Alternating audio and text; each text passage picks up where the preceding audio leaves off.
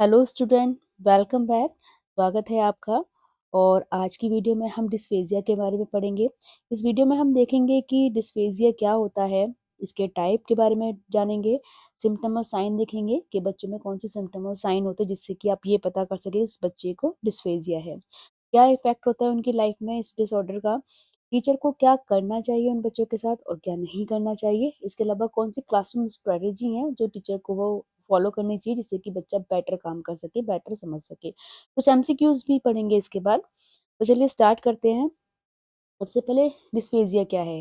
देखिए, ये एक लैंग्वेज से जुड़ी समस्या है। इसमें बच्चा अपनी बात को एक्सप्रेस नहीं कर पाता, या यूं कह लीजिए जब बच्चा अपनी बात को कहने स्टार्ट करता है तो उसको वर्ड नहीं मिलते।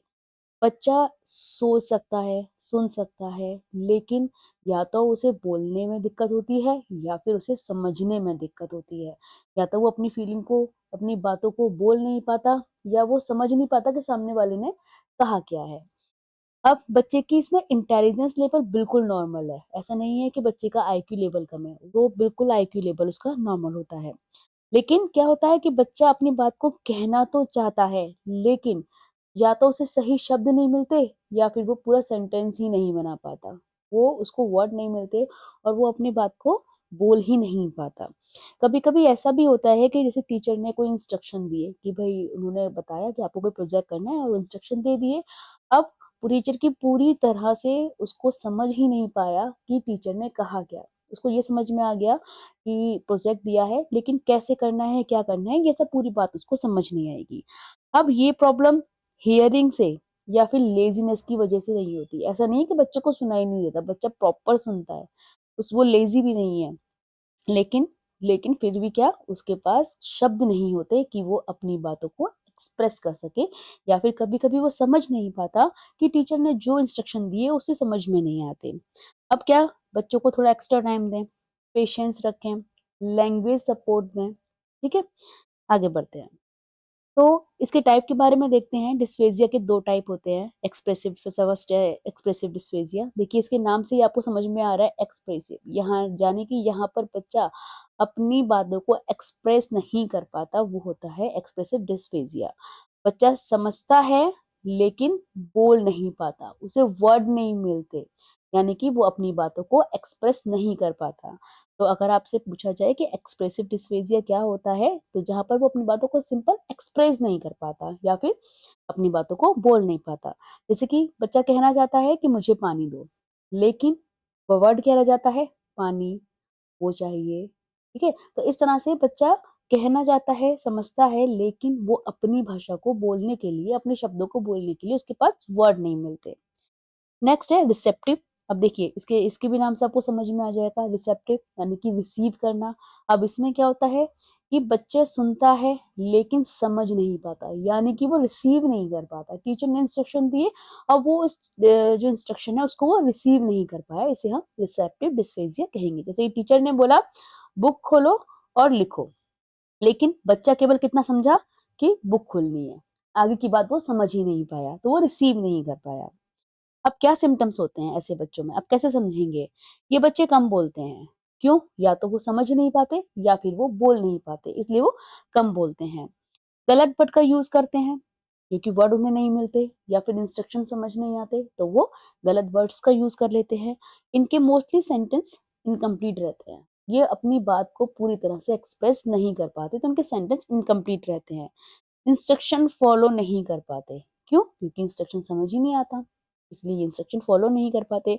बोलने में ज़्यादा टाइम लेते हैं, वर्ड ढूँढते हैं, सोचते हैं, तो इसलिए बोलने में ज़्यादा टाइम लेते हैं। अब क्या इफ़ेक्ट होता है डिस्फेजिया के बच्चों को लाइफ में? एकेडमिक परफॉर्मेंस में इफ़ेक्ट आता है, क्योंकि वो परफॉर्म नहीं कर पाते बेटर तरीके से। सोशल इंटरेक्शन, क्योंकि या तो बच्चे अपनी बात को एक्सप्रेस नहीं कर पाते, या फिर सोसाइटी में क्या हो रहा है, ऐसे दोस्त दोस्त बात कर रहे हैं तो वो समझ नहीं पाएंगे कि सामने वाले ने क्या बोला। इनका कॉन्फिडेंस लेवल लो हो जाता है, सेल्फ एस्टीम पर इस पे इफेक्ट पड़ता है। कभी कभी इनके बिहेवियर पे भी इस बात का इफेक्ट पड़ता है। तो सिंपल शब्दों में कहें तो डिस्फेजिया क्या है? ये एक लैंग्वेज डिसऑर्डर है, जिसमें बच्चे को समझने में दिक्कत होती है या फिर अपनी बातों को एक्सप्रेस करने में होती है, लेकिन उनकी जो इंटेलिजेंस लेवल है, आईक्यू लेवल है, बिल्कुल नॉर्मल होता है। क्लियर?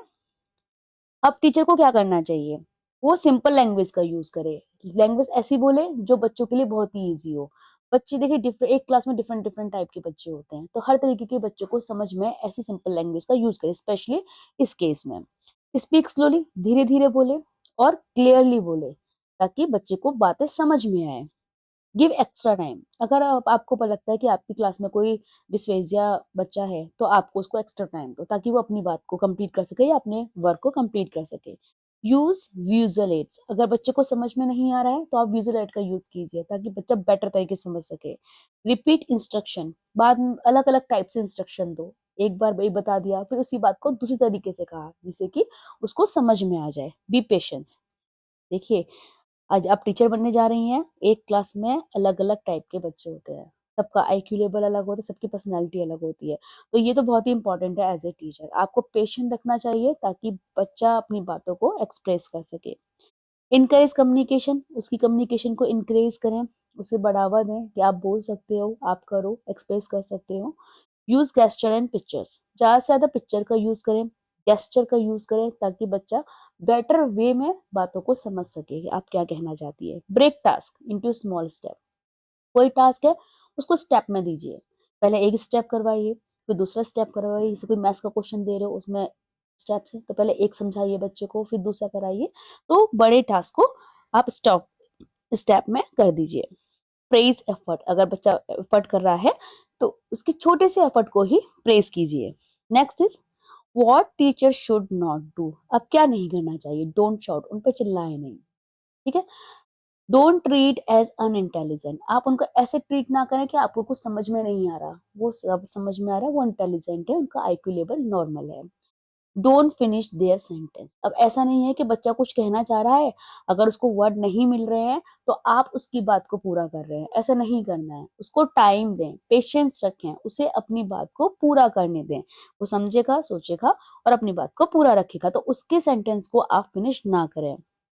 डोंट इग्नोर, उसे इग्नोर ना करें। ऐसा नहीं कि आपको लग रहा है कि ये तो ज़्यादा टाइम लेगा, आप और बच्चों पे क्लास पे ध्यान दे रहे हो या इसको तो समझ में नहीं आएगा, तो उसे इग्नोर ना करें।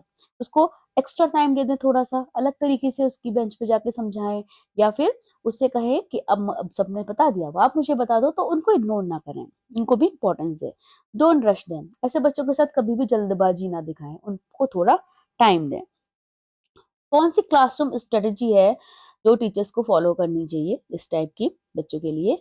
अलाउड राइटिंग आंसर, अगर बच्चा नहीं एक्सप्रेस कर पा रहा है तो बच्चे को टाइम दें, जिससे कि वो अपने बातों को लिख सके, ठीक है। तो उन्हें राइटिंग के लिए, आंसर के लिए अलाउ करें। यूज मल्टीपल चॉइस क्वेश्चन, ऐसे बच्चों के लिए मल्टीपल चॉइस के क्वेश्चन का ऑप्शन रखें, ताकि वो अपने आंसर को बेटर तरीके से दे सके। एक्सेप्ट पॉइंटिंग एंड गेस्चर, उनके पॉइंट को, उनके गेस्चर को एक्सेप्ट करें, ऐसा ना करें, उनको इग्नोर ना करें। गिव वर्ड बैंक, उनको वर्ड्स दें, अगर बच्चा नहीं बोल पा रहा है तो उनको वर्ड्स बताएं।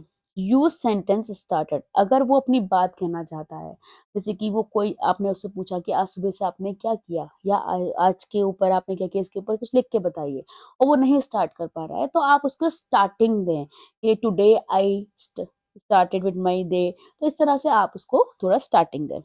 अब रिसेप्टिव, रिसेप्टिव आपके इस वर्ड से समझ में आ गया। रिसेप्टिव कौन सा होता है, जिसमें बच्चा समझ नहीं पाता। एक्सप्रेसिव, जिसमें अपनी बातों को एक्सप्रेस नहीं कर पाता, अगर वो बोल नहीं पाता तो आप उसको राइटिंग वर्क ज्यादा दें, एमसीक्यूज टाइप क्वेश्चन दें, उसके गेस्चर को एक्सेप्ट करें, वर्ड्स दें उन्हें। रिसेप्टिव, अगर वो आपकी बात को नहीं समझ पा रहा, तो सबसे अच्छा तरीका है आप उसको पिक्चर्स दिखाएं, पिक्चर विद वर्ड्स, पिक्चर दिखाएं, उनके वर्ड्स बताएं, तो जिससे भी वो ज्यादा अच्छे तरीके से समझ सके। डेमोस्ट्रेशन टास्क, डेमोस्ट्रेशन दें बच्चे को, करके दिखाएं खुद ही, ताकि समझ में आए। चेक अंडरस्टैंडिंग फ्रिक्वेंटली, बार बार ये चेक करें कि आपने जो भी इंस्ट्रक्शन दिए हैं वो उन्हें समझ में आ रहे हैं, तो फ्रिक्वेंटली इस चीज को चेक करते रहें। Use simple and short instruction, simple instruction रखें, सिंपल लैंग्वेज रखें, कई बार रिपीट करें इन्हें।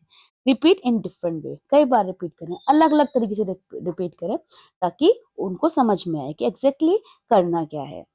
अब इसके कुछ एमसीक्यूज कर लेते हैं। तो डिस्फेजिया क्या है, ये एक स्पीच साउंड डिसऑर्डर है, हियरिंग प्रॉब्लम है, लैंग्वेज डिसऑर्डर है, या इंटेलेक्चुअल डिसेबिलिटी है। तो दिस इज लैंग्वेज डिसऑर्डर, ये लैंग्वेज से जुड़ा हुआ प्रॉब्लम है, या तो बच्चा एक्सप्रेस नहीं कर पाता या वो समझ नहीं पाता, डिस्फेजिया। अब डिस्फेजिया वाले बच्चे की इंटेलिजेंस लेवल कैसी होती है? लो होती है, बिलो एवरेज होती है, नॉर्मल होती है या वेरी हाई? ये बच्चे नॉर्मल होते हैं, इनका आईक्यू लेवल बिल्कुल नॉर्मल होता है। डिस्फेजिया के मेन लक्षण कौन-सा होता है? पुअर हैंडराइटिंग होती है, डिफिकल्टी होती है इन्हें समझने में और एक्सप्रेस लैंग्वेज करने में, हाइपर एक्टिविटी होती है या फिर विजुअल प्रॉब्लम। तो इन्हें डिफिकल्टी होती है अंडरस्टैंडिंग करने में और अपनी बातों को एक्सप्रेस करने में। नेक्स्ट इज़ जो बच्चा समझता है पर बोल नहीं पाता, इसमें कौन-सी डिस्फेजिया होती है? डिसेप्टिव, डिसेप्टिव वो होती है इसमें बच्चा समझ नहीं पाता। एक्सप्रेसिव, इसमें समझ तो पाता है लेकिन अपनी बात को एक्सप्रेस नहीं कर पाता। मोटर डिस्फेजिया या ऑडिटरी डिस्फेजिया? तो the answer is B, expressive dysphagia. Next is जो बच्चा इंस्ट्रक्शन सुनकर समझता नहीं पाता, उसे कौन सा डिस्फेजिया होता है? मतलब बच्चा सुन रहा है लेकिन समझ नहीं रहा है, यानी कि रिसेप्टिव डिस्फेजिया, सुन रहा है लेकिन समझ नहीं पा रहा है। एक्सप्रेसिव, एक्सप्रेस नहीं कर पा रहा है। तो answer is a, receptive dysphagia. Dysphagia और डिसार्थिया में क्या डिफरेंस होता है? दोनों सेम होते हैं। डिस्फेजिया में हियरिंग प्रॉब्लम होती है, डिस्फेजिया लैंग्वेज प्रॉब्लम, और डिसार्थिया स्पीच मसल प्रॉब्लम या डिसार्थिया लैंग्वेज प्रॉब्लम। तो आंसर इज सी, डिस्फेजिया में लैंग्वेज प्रॉब्लम होती है बच्चे को, जबकि डिसार्थिया में स्पीच प्रॉब्लम होती है। डिस्फेजिया के लिए टीचर को कौन सा स्टेप सही है? बच्चों को पनिश करना चाहिए अगर डिस्फेजिया का बच्चा है, जल्दी बोलने के लिए उसे फोर्स करें कि जल्दी जल्दी बताओ, टीचर पेशेंस ना रखे, शॉर्ट इंस्ट्रक्शन और विजुअल एड्स को देते हैं या भी बच्चे को इग्नोर करते हैं। तो आंसर इज सी, टीचर को हमेशा इंस्ट्रक्शंस को शॉर्ट रखना चाहिए और ज्यादा से ज्यादा विजुअल एड्स यूज करने चाहिए ताकि बच्चे को बेटर तरीके से समझ आए। डिस्फेजिया किस चीज से रिलेटेड नहीं है? लैंग्वेज से नहीं है, कम्युनिकेशन से नहीं है, हियरिंग लॉस से नहीं है या फिर अंडरस्टैंडिंग वर्ड्स? तो सुनने से ये रिलेटेड नहीं है, बच्चा बिल्कुल प्रॉपर सुनता है बट उसकी लैंग्वेज वो बोल नहीं पाता, कम्युनिकेशन प्रॉब्लम होती है और कब उसको अंडरस्टैंडिंग प्रॉब्लम भी होती है, वर्ड्स उसे समझ नहीं आते। सीटेट के अकॉर्डिंग डिस्फेजिया वाले बच्चे के लिए क्या जरूरी है? एक्स्ट्रा होमवर्क दो उन्हें, या फिर स्पीड टेस्ट हो, या लैंग्वेज सपोर्ट और पेशेंस रखो, या कंपैरिजन करो। देखिए एक्स्ट्रा होमवर्क तो आप उसे उन्हें दे ही नहीं सकते। स्पीड टेस्ट बच्चे को क्योंकि प्रॉब्लम होती है वर्ड्स में, तो तब तो क्या करना चाहिए, उनको लैंग्वेज सपोर्ट करनी चाहिए और पेशेंस रखना चाहिए। बच्चा जानता है कि क्या कहना है पर वर्ड नहीं निकल पाते, ये डिसऑर्डर का किस डिसऑर्डर का एग्जाम्पल है? तो this is dysphagia. I hope आपको ये वीडियो समझ में आया होगा, आपको समझ में आया, क्लियर हो गया होगा कि ये डिस्फेजिया क्या है। तो मिलते हैं अगली वीडियो में, और अगर कोई भी आपको इससे रिलेटेड कोई प्रॉब्लम हो तो आप कमेंट्स बॉक्स में जरूर बताइएगा। वीडियो पसंद आए तो लाइक सब्सक्राइब करना ना भूलिएगा। Good bye.